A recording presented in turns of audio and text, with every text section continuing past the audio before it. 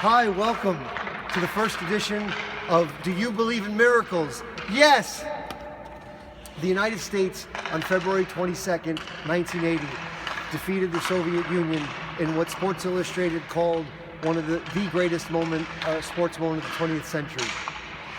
It was 4-3. The Soviets had won 6 of the previous 7 Olympic gold medals. The U.S. was a bunch of college athletes and amateurs against the professional Soviet team. And it was an unbelievable moment in terms of what was going on at the time, the Iranian hostages and the height of the Cold War. And it gave hope. It gave people hope. This week's Parshat Vayetze, Genesis 28:10 to 32:3, talks about Yaakov going from Beersheba to Haran, and he encountered there Vayivga Bamakom. He encountered the place. And a lot of the commentaries, they talk about what is the place. Rashi says that it was Mount Moriah, the place where Abraham was on his way to sacrifice Isaac, and was stopped and sacrificed the ram instead. But it has the definite article, Hamakom, the place. So it's mentioned so many times. In the next verse it says, and then Jacob went to lay down in that place. Vayishkev Makom Ahu.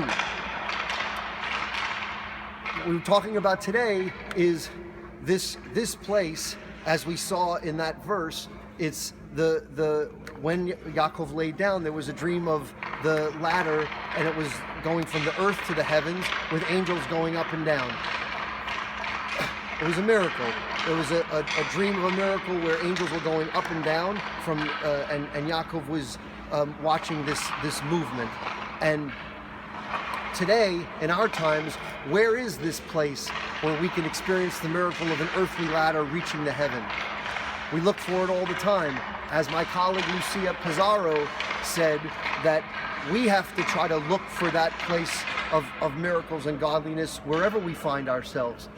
Is it the place where human beings come together for peace and common good? Is that the place where we're going to see the ladder reaching from here to the heavens? Is it the place where the Prime Minister of Japan can visit Pearl Harbor 75 years after in an effort to try to come together and build bridges? Is it the place where the United States and Russia can come together 36 years after the 1980 Miracle on Ice and the height of the Cold War for healing? And on that note, I want to just invite in Mr. Sergei Starikov, 2-time Olympic gold medal winner and silver medal winner and former NHL player with the New Jersey Devils. Mr. Starikov. Hi. Thank you so much for being part of this. So Mr. Starikov, the first question I have to ask is, what's most memorable to you about 1980? It's my first Olympic Games. Wow.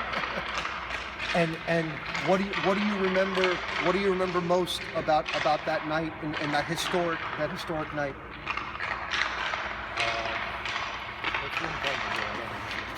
And what about when you once told me when Tretiak was pulled between the first and second period? Yeah. I think you said something like you never heard so much yelling in your life. What was it like at the end of the game? Just seeing this, being part of history. What was it like being part of history? I don't know. It's like we could win that game, but we lost the game.